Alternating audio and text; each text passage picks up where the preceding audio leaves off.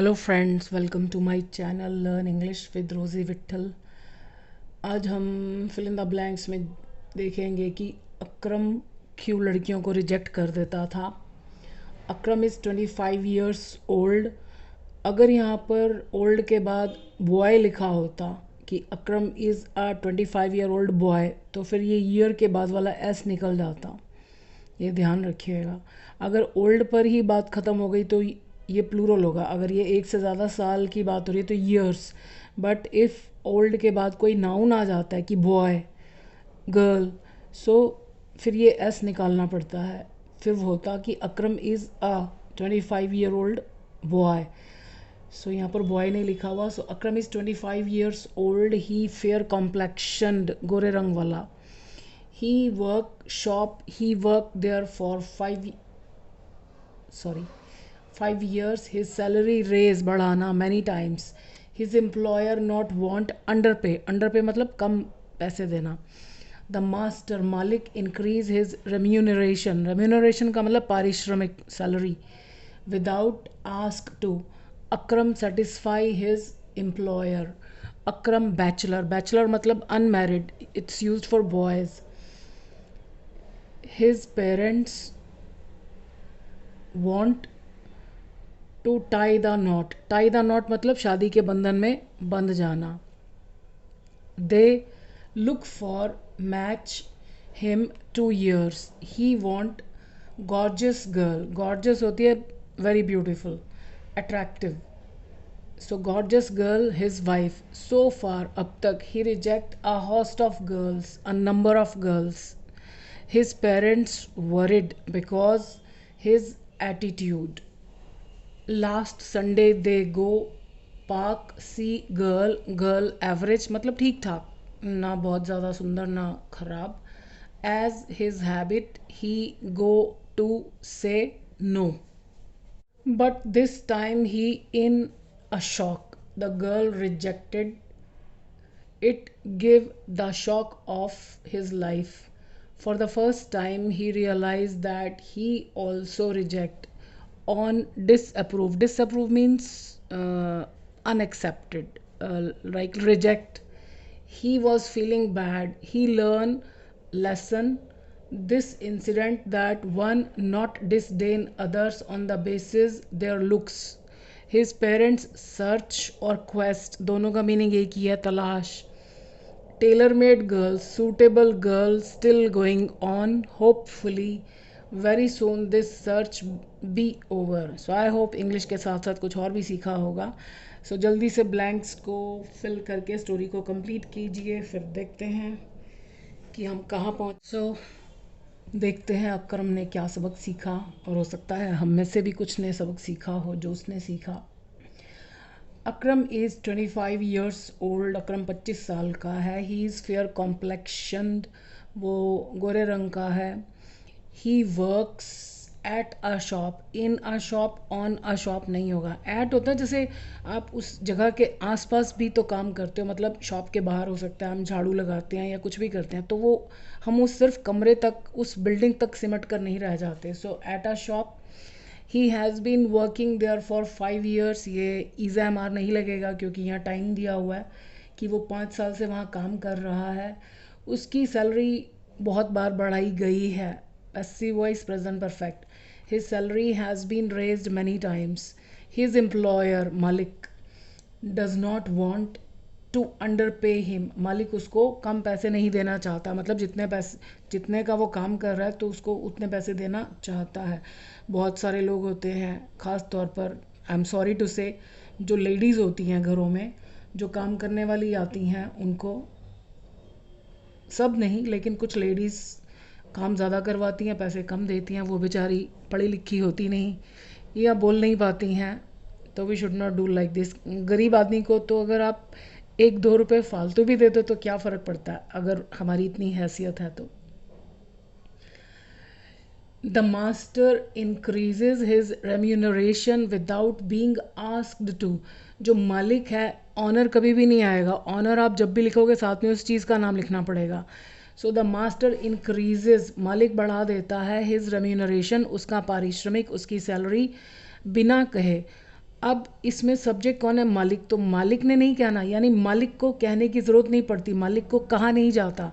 तो ये मालिक के लिए आ रहा है, तो ये पैसिव वॉइस है। विदाउट क्या है? प्रपोजिशन है। प्रपोजिशन के फ़ौरन बाद वर्ब आए तो आईएनजी ज़रूर आता है। तो विदाउट बीइंग आस्क्ड, अगर हम कहेंगे विदाउट आस्किंग तो गलत हो जाएगा, यानी मालिक किसी को कहता है तनख्वाह बढ़ाने के लिए, नहीं, मालिक को कहा ही नहीं जाता, वो अपने आप ही बढ़ा देता है। So without being asked to, जब भी कोई सेंटेंस टू पर ख़त्म हो जाए मोस्टली उसका मीनिंग होता है या तो वो अपने से पहले वाले शब्द का फिक्स्ड प्रपोजिशन है, या इसमें वही एक्शन होने जा रहा है जो पहले हुआ, तो इसलिए हम उसको रिपीट नहीं करते। पहला एक्शन क्या हुआ? द मास्टर इंक्रीजेस, मालिक उसकी तनख्वाह बढ़ा देता है बिना कहे कि उसकी तनख्वाह बढ़ा दी जाए। So without being asked to increase, तो यहाँ पर फिर इंक्रीज ही आ रहा है, तो हमने उसको नहीं लिखा, टू पर ही सेंटेंस ख़त्म कर दिया। Akram is satisfied with his employer, वो अपने मालिक से संतुष्ट है, happy. Akram is a bachelor, वो एक बैचलर है, अनमैरिड लड़का है। Bachelor is used for boys. His parents, sorry मैंने ये पहले ब्रैकेट में नहीं लिखा था, अभी मैंने इसको करेक्ट किया है। His parents want him. अब अगर हमको यहाँ कन्फ्यूजन हो रहा है तो आप देखो आगे क्या है, his parents want to tie the knot. अब उसके पेरेंट्स अपने लिए थोड़ी ना चाहते हैं कि वो शादी के बंधन में बंध जाए। तो वांट के बाद हमेशा ध्यान रखिएगा कि जो सेकेंड वाला काम है, अगर जिसके साथ वो होना है वो हर हालत में उससे पहले आना चाहिए। तो इससे पहले पेरेंट्स हैं, तो पेरेंट्स ने तो ये काम करना नहीं, तो फिर वांट के बाद उस व्यक्ति को आना चाहिए जिसके लिए कहा जा रहा है। So his parents want him, उसके पेरेंट्स चाहते हैं उससे कि वो शादी कर ले। They have been looking for a match for him for 2 years, वे उसके लिए 2 साल से लड़की ढूंढ रहे हैं। मैच इज़ यूज, एक तो क्रिकेट मैच होता है, एक मैच होता है कि जब हम किसी के लिए लड़का या लड़की ढूंढते हैं तो दोनों के लिए मैच वर्ड यूज़ करते हैं। वर या वधू ढूंढना, या लड़का लड़की शादी के लिए जब हम ढूंढते हैं। So his parents have been looking for a match for him for 2 years।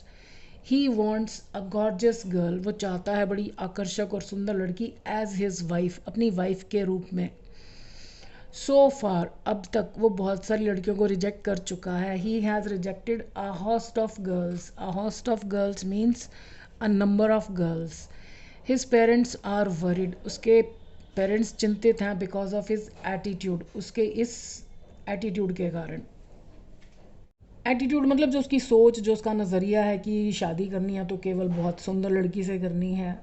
Last Sunday they had gone, अब हमने यहाँ पर दे वेंट नहीं लगाया, हैड गॉन मतलब ये पूरा एक एपिसोड हो चुका है, तो हम बता रहे हैं कि एक्चुअली हुआ क्या क्या, फाइनली उसका रिजल्ट क्या निकला, तो इसलिए we are using had. Last Sunday they had gone to park, last Sunday वो एक पार्क में गए थे। इन अ पार्क नहीं आएगा, किस लिए? टू सी अ गर्ल, एक लड़की को देखने गए थे। द गर्ल वॉज एवरेज, वो लड़की जो थी एवरेज थी, मतलब ठीक ठाक। एज वॉज हिज हैबिट, ये ऐसे भी कुछ सेंटेंस होता है कि जैसा कि उसकी आदत थी, तो ये सब्जेक्ट है हमारा। एज वॉज हिज हैबिट, तो जैसी कि उसकी आदत थी। ही वॉज गोइंग टू से नो, वो कहने जा रहा था ना, मतलब वो ना कहने वाला था।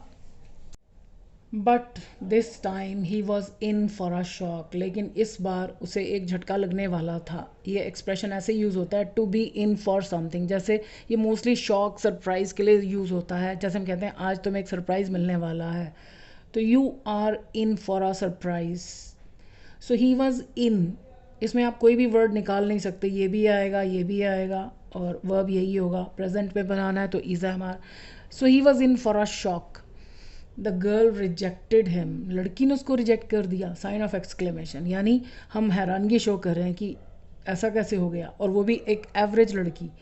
It gave him the shock of his life, उसको पूरी अपनी ज़िंदगी का झटका लग गया कि ये क्या हो गया। वो अपने आप को बहुत सुंदर स्मार्ट समझता था और बहुत सारी लड़कियों को रिजेक्ट कर चुका था। For the first time he realised, पहली बार उसको ये एहसास हुआ that he could also be rejected, कि वो भी रिजेक्ट हो सकता है। अब यहाँ पर कुड क्यों लिखा? क्योंकि ये फर्स्ट पार्ट पास्ट में, इसलिए कैन नहीं आएगा। हम हिंदी में बोल रहे हैं कि वो भी रिजेक्ट हो सकता है, but we should be using could. On being disapproved he was feeling bad. जब भी आपको स्टार्टिंग में a group of words is there followed by a comma, actually ये कॉमा है, आपको बाय मिस्टेक सेमी कॉलन लग रहा होगा, this dot is by mistake, तो हमेशा इसको छोड़ दो, पहले इसको पढ़ो। ही वॉज फीलिंग बैड, वो बहुत बुरा फील कर रहा था। अब स्टार्टिंग में जो बात कही जा रही है इसी के लिए कही जा रही है, क्योंकि स्टार्टिंग में कोई और पर्सन है ही नहीं। अब ये काम इसने नहीं किया, इसने किसी को डिसअप्रूव नहीं किया, इसने किसी को लाइक अनएक्सेप्ट नहीं किया, ये खुद हुआ, तो पैसिव वॉइस है, जैसे हमने पिछले कुछ लाइनों में विदाउट बीइंग आस्क्ड टू पढ़ा था। So on being disapproved, disapprove होने पर ही was feeling bad, he learned a lesson, उसने एक सबक सीखा फ्रॉम दिस इंसिडेंट, इस घटना से, that one should not disdain others. One मतलब कोई भी व्यक्ति हो, उसको दूसरों को, डिसडेन होता है डिसलाइक करना, बड़ी डिसरिस्पेक्टफुली देखना, तो एक व्यक्ति को दूसरों को डिसरिस्पेक्टफुली नहीं, डिसरिस्पेक्ट नहीं करनी चाहिए, अपने को मतलब ऊंचा समझते हुए, on the basis of their looks, उनके लुक्स के आधार पर, उनके शक्ल सूरत के आधार पर। हिज पेरेंट्स, अब देखो पेरेंट्स कैसे लिखा है, एस के बाद अपोस्ट्रोफे और दोबारा एस नहीं लिखा, क्योंकि हम कह रहे हैं उसके पेरेंट्स की तलाश, तो कायदे से तो यहाँ पर भी एस आना चाहिए, लेकिन हम उस एस को हम बोल नहीं सकते, प्रोनाउंस नहीं कर सकते, क्योंकि ऑलरेडी एस लगा हुआ है। तो ऐसी सिचुएशन में जब आपको अपोस्ट्रोफे एस की ज़रूरत है, लेकिन ऑलरेडी एस आ रहा है एंड में, और अब हम अपोस्ट्रोफे के बाद जो एस लगाएंगे उसको हम बोल ही नहीं पाएंगे, वो सुनाई ही नहीं देगा, यही सुनाई देगा एक, तो हम सिर्फ अपोस्ट्रोफे लगाकर छोड़ देते हैं। उसका मतलब होता है कि यहाँ पर जो एस है वो इम्प्लिसिटली है, हिडन है, छुपा हुआ है। सो हिज पेरेंट्स सर्च या क्वेस्ट, दोनों का मीनिंग एक ही है कि उसके पेरेंट्स की जो तलाश है for a tailor made girl, एक सूटेबल लड़की के लिए, इज़, अभी तक हमने वर्ब नहीं लगाया था, उसके पेरेंट्स की तलाश इज़ स्टिल गोइंग ऑन, अभी भी चल रही है। होपफुली, उम्मीद करते हैं, वेरी सून, बहुत जल्द, this search will be over, ये तलाश ख़त्म हो जाएगी। सो आई होप अच्छा लगा होगा और अकरम की कहानी से कुछ सीखा भी होगा। So I wish you all the best. Thank you for watching this video.